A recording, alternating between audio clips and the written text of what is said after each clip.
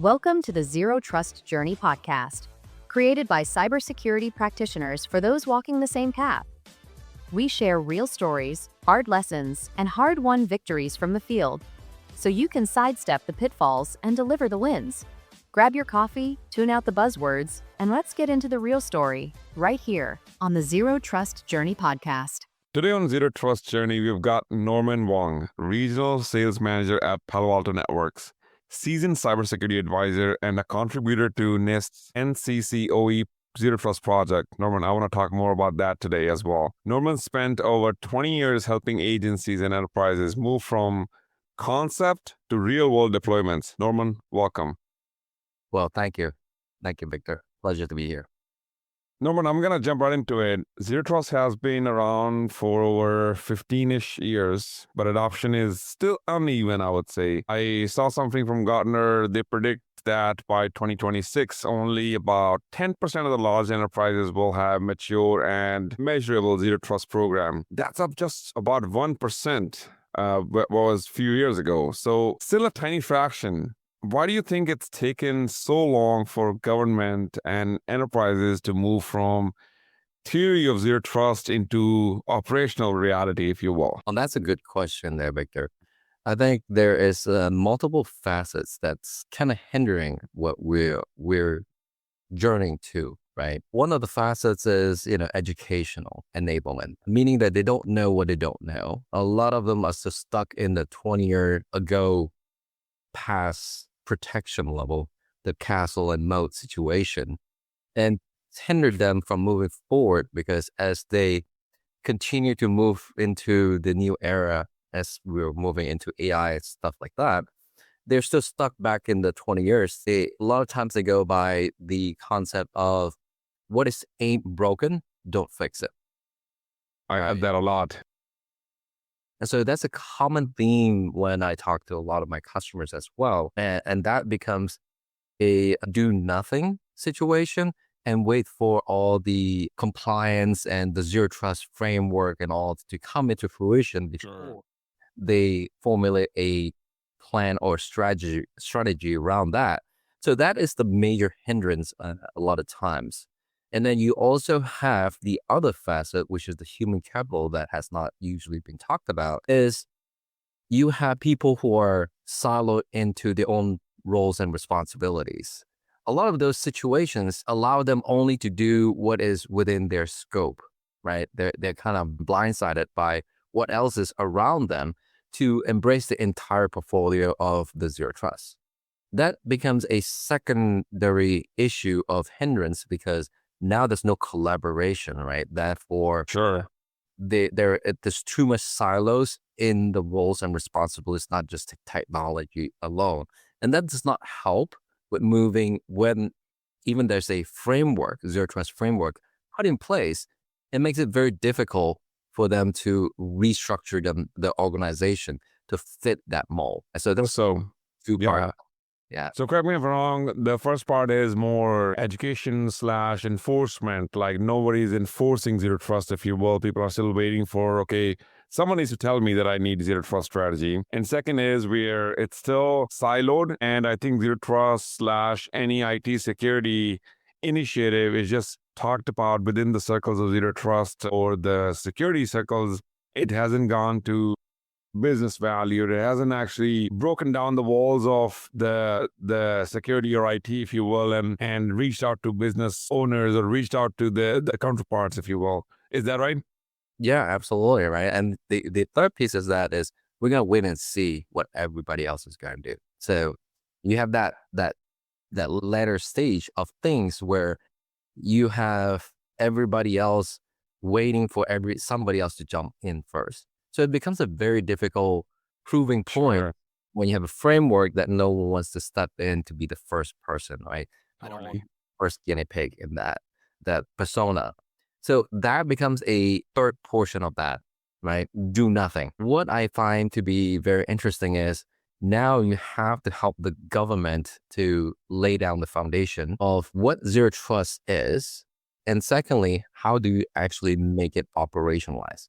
That is a very difficult thing. Totally. Totally. Yeah. I do want to double check on your contribution on NCCoE, the paper or the document you put out there. So let's talk about that. So NIST NCCoE has played a big part in bridging that gap where we talk about like, how do I do zero trust? So they didn't just write the guidance. They ran about 19 different zero trust implementation, what I understood and read from the document, with 24 industry collaborators, including Palo Alto Networks.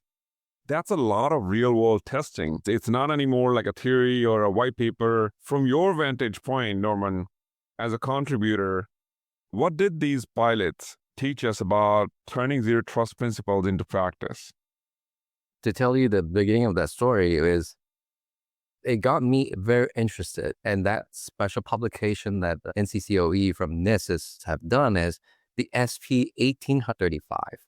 Right? It is the Zero Trust Architecture Implementation Guide, not just a Zero Trust paper, right? Or special publication 800, which defines what Zero Trust is.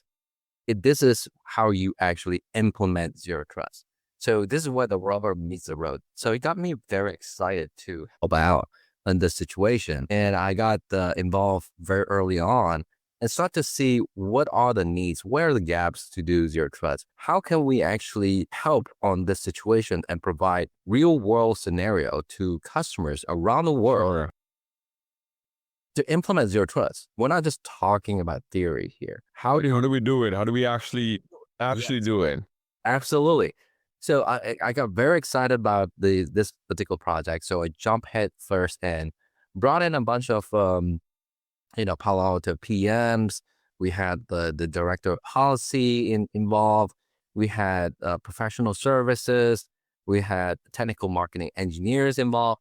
The whole team came together and brought in what I believe is the most comprehensive zero trust play or solution that maps almost, I would say, 80 plus to 90% of the zero trust, because Palo Alto does not have a identity back when we were doing it 2 years ago, actually 3 years ago.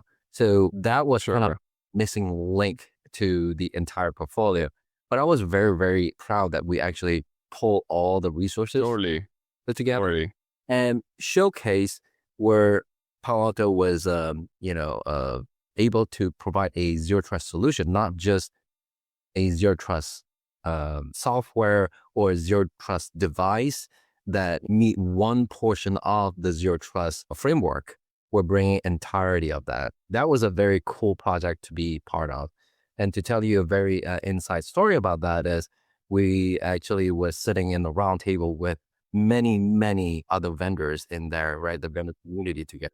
Yeah, I was going to ask about that because when I see the names, some of that are also competitors. Like when in the market, you're competing with each other, but on this project, you're collaborating together. So yeah, share some inside stories with us. Tell our audience, how was that experience look like? Absolutely. That's a little bit of, inside baseball there, right? We were talking to Zscaler and how to help them implement across the board with firewalls and IoT and everything else. We're talking about provide the IDP and so forth. We have across the collaboration with like even Cisco, how to enforce access control for some of their stuff.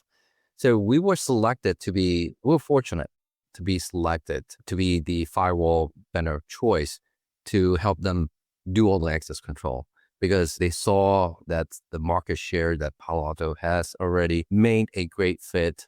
And we went in from there and helped them start divvying up VLAN segmentation, do segmentation from a network perspective, provide visibility back to them, giving them data analytics from the XDR perspective.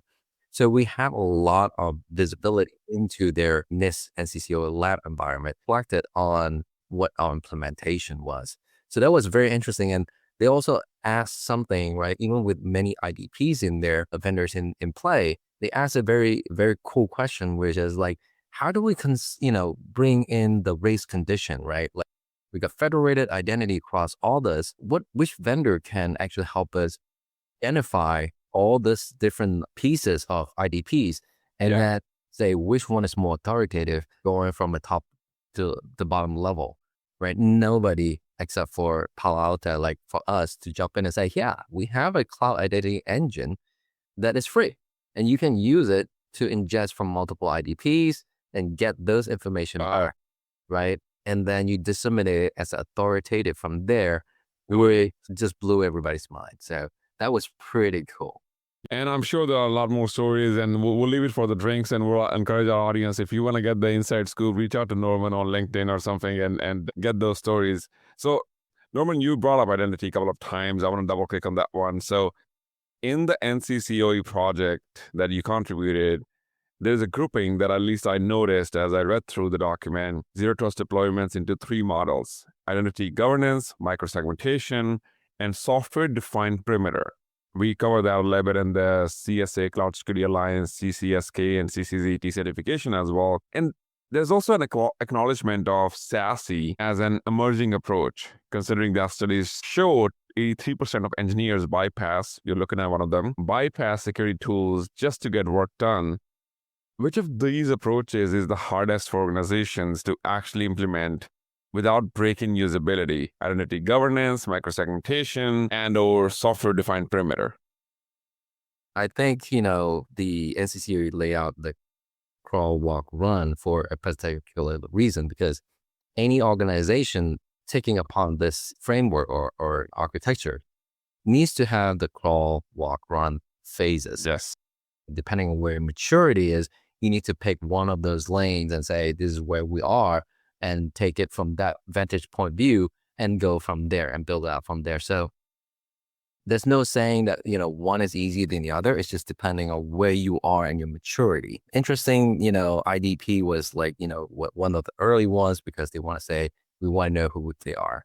And then we do segmentation. Then that's where I think Palo Alto was the strongest, because we were default going in because they saw the value that we're brought in. We were safeguarding the environment in the first place. And then the third piece is, funny story, Zscaler was in this program way before Palo Alto was. And because they were early in the particular program, they were able to influence saying that SDP, software-defined perimeter, was kind of like what it should be for SASE, right? Before SASE was introduced as a term, SDP was there before. It's very interesting to see where, once we came in and we're redefining a lot of those bypass perimeters because of things that are proxy based and cannot actually tunnel a lot of the non-proxy traffic, SASE now became a forefront of discussion without SDP out, become a SASE solution that now complements with everything that has been done in the past, and now bridging that into the future. And that's how it should be. Yeah, you know what? You emphasize the crawl, walk, run approach. In this document, NCCoE Special Publication 1835 that you contributed, Norman, even they outlines phase builds. So organizations don't have to rip and replace everything overnight, because that's one of the worries that when we talk about zero trust strategy, everybody's like, if you are an enterprise, have those monolithic applications that your business rely upon, you might think that if I go this way, this innovative strategy, I may have to rip and replace, and that's not a comfortable conversation with the business owners and the process owners. Can you share a specific example where this incremental approach helped an agency or an enterprise that you talk to or know of actually succeed instead of stalling in the planning phase? Yeah, so that's a very good question right there, right? So there are many agencies that are taking it by phases, meaning that they will start off with, I've helped a few, with their perimeter firewalls, and then they move into the data centers. And then they mature enough to go and say, hey, you know what? We have now all the CDSS, which is all the cloud delivered security services on the perimeter and a data center. What else should we be looking at, right? And then they start to look at, looking at the application layer, application security stuff. How do we implement CSPM and CWPP and things like that to create as they migrate into the cloud environments? And we're talking multiple clouds too. Sure. Having that kind of discussion and slowly peeling the onion of, zero trust architecture, so to speak, into the environment was very, very crucial. And then from there, we're bringing, more holistically, how do you stitch those cloud and on-prem together with like SD-WAN and SASE came into play and so forth. So that was a very walk around. And to give you an example, which I did in the past, very interesting. I brought a federal agencies that went full with the Palo Alto platformization, meaning they believe in Palo Alto's zero trust architecture, which I shared with, my journey with that particular customer, federal customer. They believe and they have actually in the implementation and deployment phases of multi-stages of the entire zero trust architecture with Nice. us. And normally it was not a rip and replace, again, for our audience, just to highlight that this is where gradually you adopt the strategy, you start weaving into your DNA of the security and business at scale. Yeah.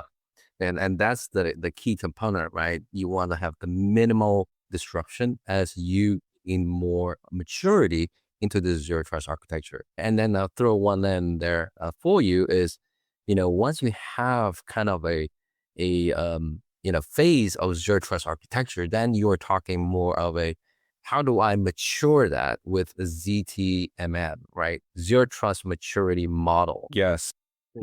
Right? So what are the phases that you're going to gain once you modernize some parts of that and you continue to, modernize more and more into the maturity model of that, zero trust maturity model, ZTMM.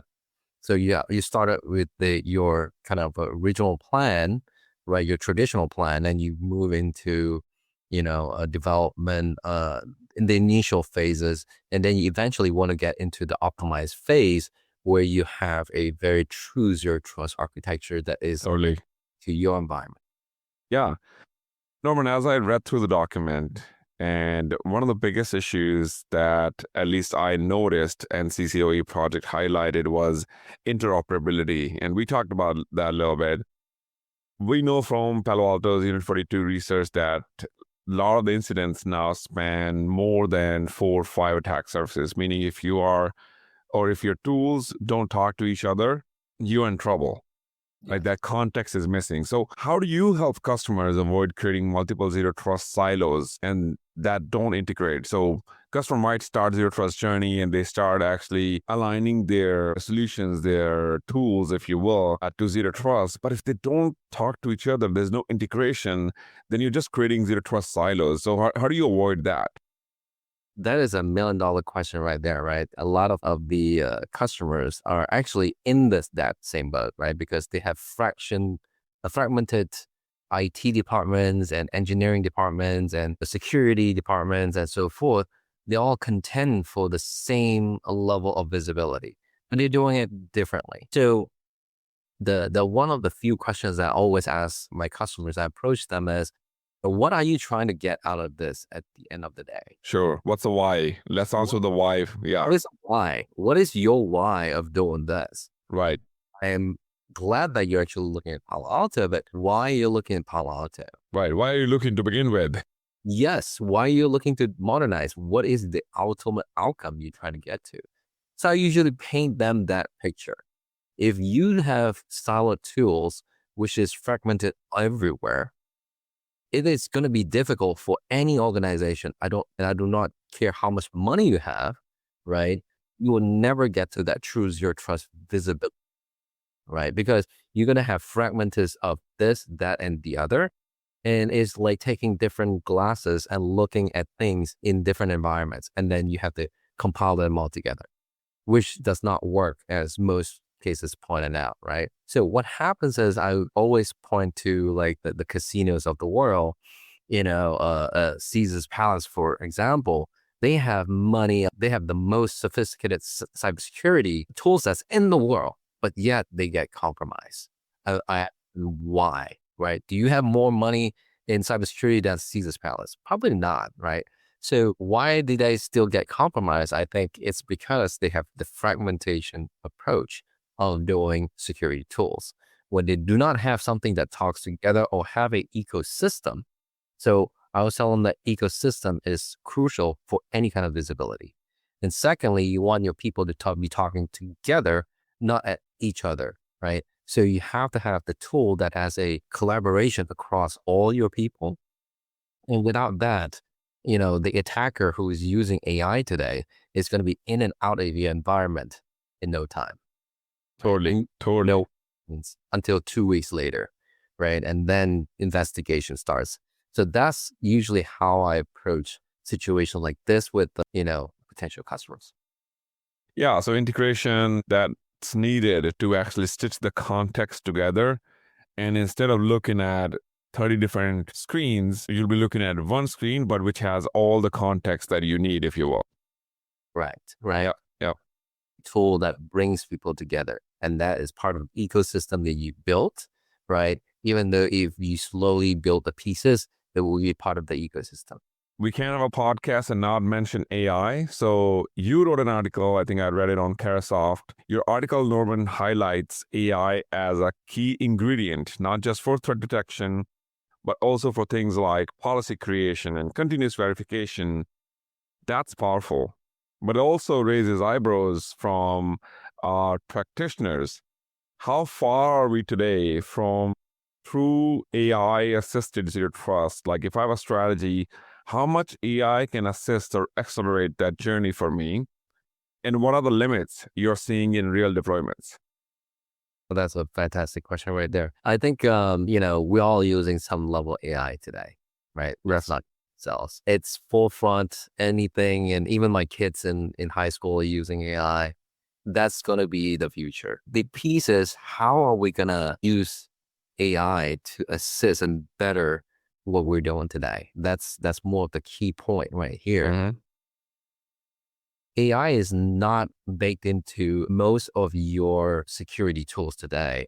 It's going to be difficult for you to fight against AI kind of attacks and tools as they are coming in faster and more precise and relentless.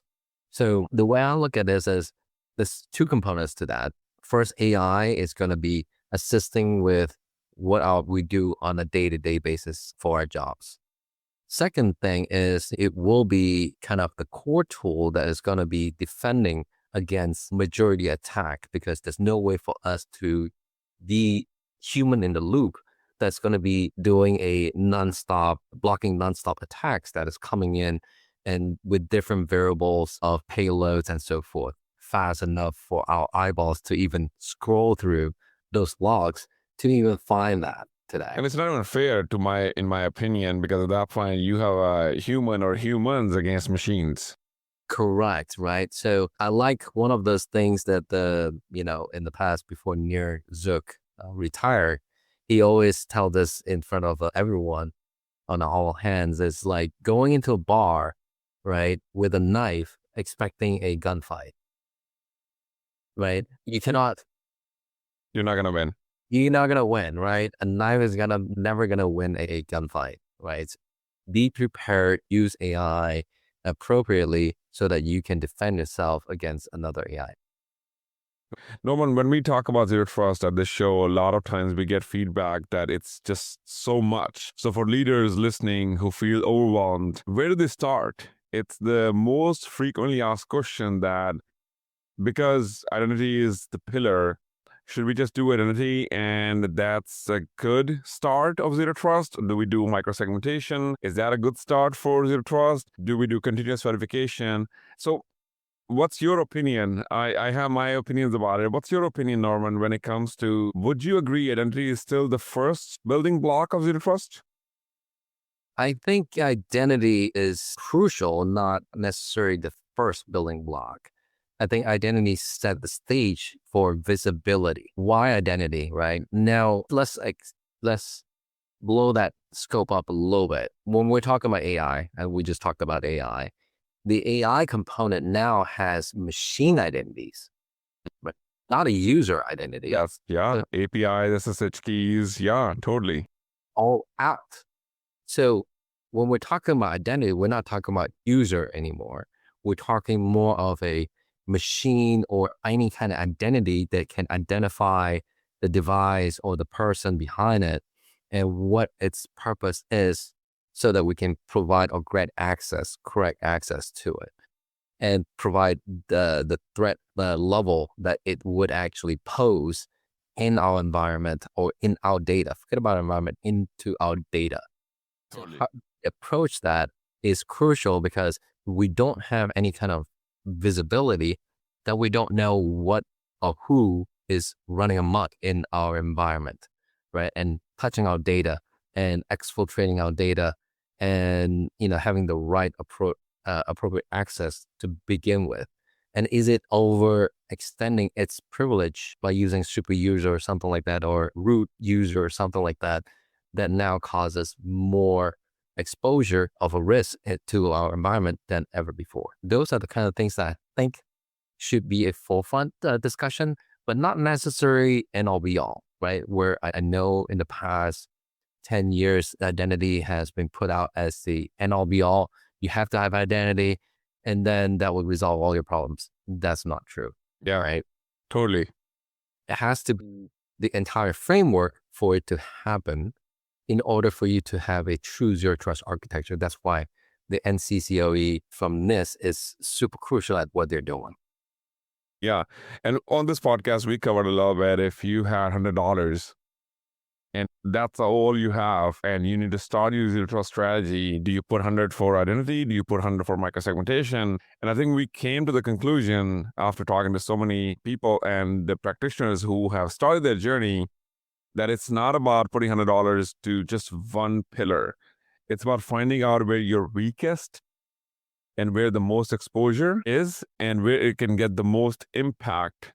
That's where you put, let's say, $60 for identity. Maybe that's the weakest spot you have. Maybe you put 60 for microsegmentation because you just have flat network. Maybe you put 60 for continuous verification because you just don't have central logging systems. It all depends on your security maturity, your business objectives, your risks, your exposures, where you want to split the $100, but it's not 100 for one pillar. Then you're definitely going into the knife versus gunfight.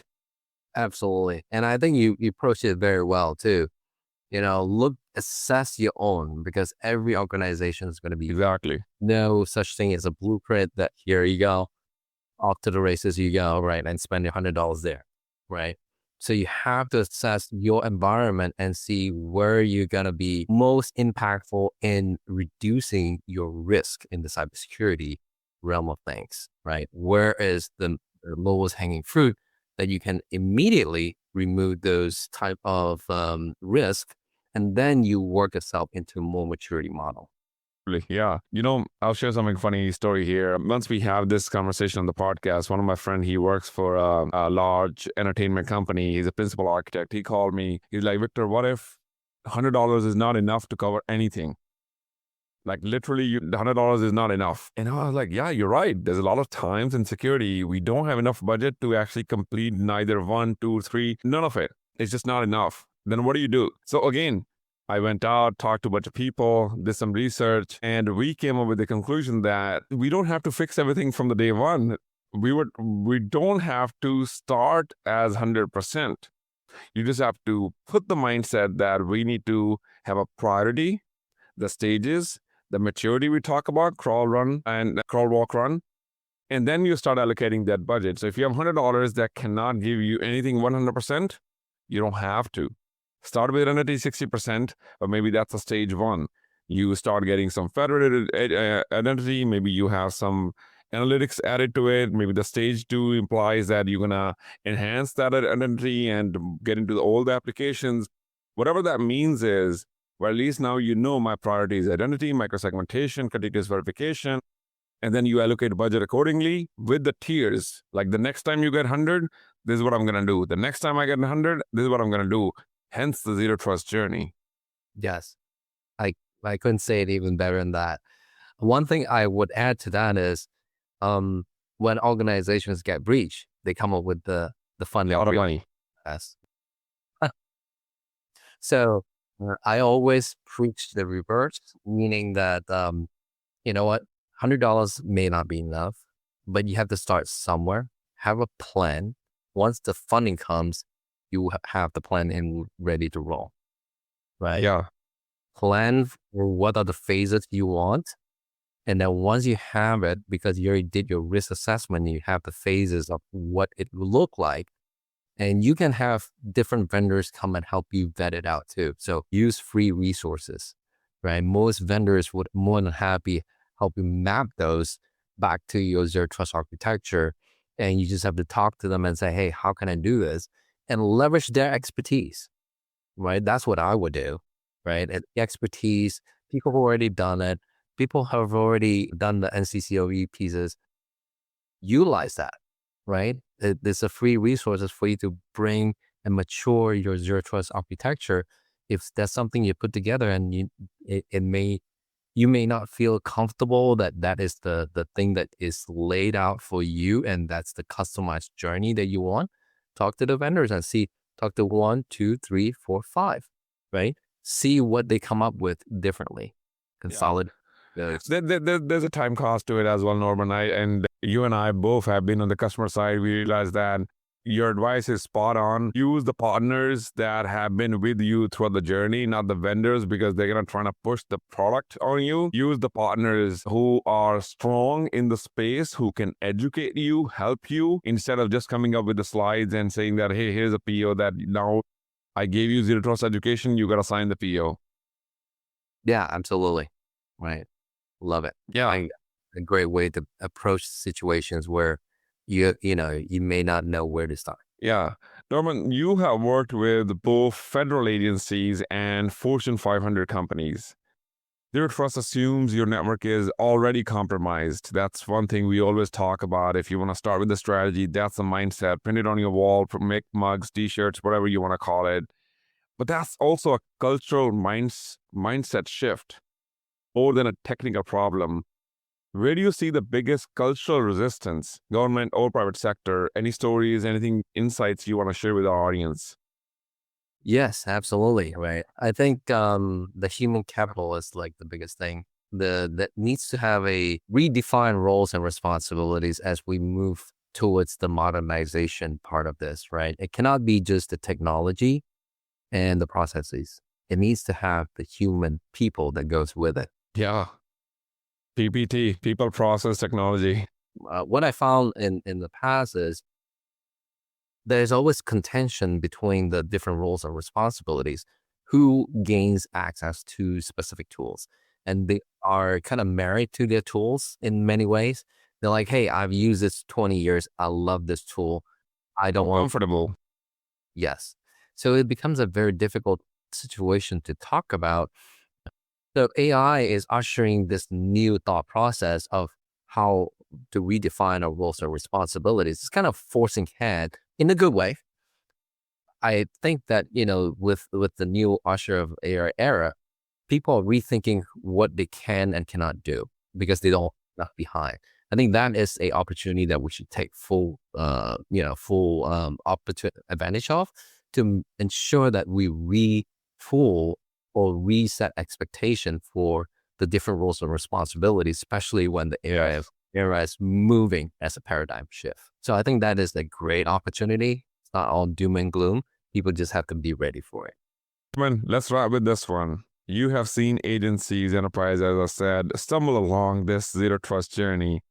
What's the biggest trap you have seen? The one mistake you wish organizations would stop making when they claim they are doing zero trust? Yes, I think has to be... There's one too many. There's one too many to highlight. Too many to put in this podcast here. Let me put it back to the second point that you pointed out, the fragmentation of siloed zero trust approach. I think that is the biggest issue of any agencies out there because they want to appease to many, many constituents within the organization. What happens is they have this, I want an endpoint zero trust tool. I want a SIM zero trust tool. I want a network zero trust tool, but they all don't talk together, right? I want a C version of that as well, but they all don't talk together.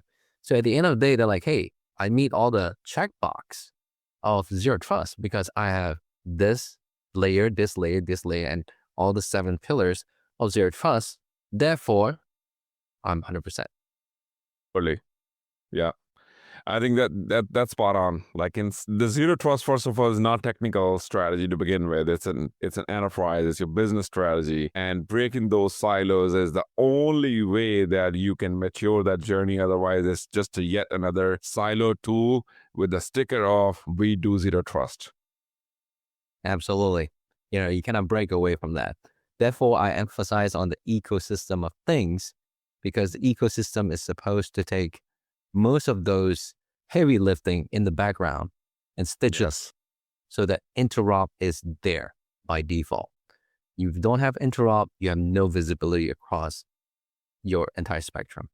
And therefore, no visibility into your zero trust. I always go back to my customers on this. You cannot protect what you cannot see. 100%. Norman, thank you for taking us from concept to implementation of zero trust. Your NCCoE contributions and real world lessons, I think, make this conversation incredibly practical. So once again, thank you. No, thank you for having me. And thank you, everybody, for listening to us today. If you want to get the past and upcoming events and the podcast, go to ztjourney.com. And Norman, how do people reach out to you if they have questions, they want to connect with you? Is LinkedIn the best way, or anything else you want to share? Yeah, LinkedIn is one of the best ways to communicate with me. If they want to, they can also reach out to me by my email, just like my name, norman.wong@paloaltonetworks.com. Excellent, Norman. Thank you very much. And thank you for all the listeners out there. Thank you. Appreciate it. That's a wrap on the Zero Trust journey. Now it's your turn. Step into the spotlight, share your story, and be part of the journey. Subscribe to Zero Trust Journey on LinkedIn for the latest news, events, and giveaways. Until next time.